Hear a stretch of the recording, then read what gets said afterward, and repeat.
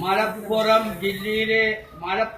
ജില്ലയിലെ കേരളത്തിലെ ഇറച്ചി കച്ചവടം നിർത്തിക്കഴിഞ്ഞാൽ മാ വന്ദേക റബ്ബുക വമാ ഖലാ ലാ സക്ക ഫീഹി സംശയം വേണ്ടട്ടോ.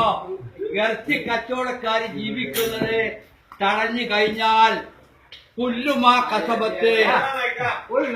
വല്ലാഹി ഇത് പറയുന്നത് ആരാണ്? പൂർവാട്ടി രാജേജി MLA, തോറ്റ MLA കേട്ടോ.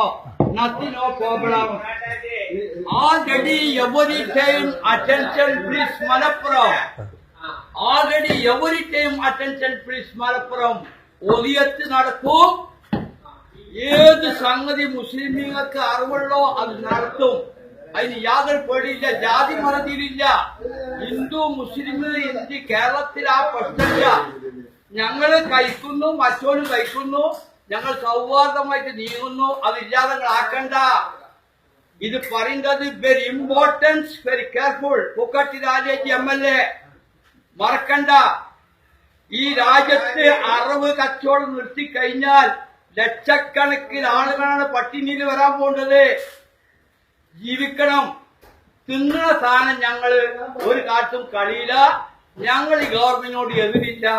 ഞങ്ങൾക്ക് പറയാനുള്ളത് നോമ്പ് ഇറക്കണ നേരത്ത് പോത്തച്ചിന്റെ ഒരു വെള്ളം കൂട്ടണം.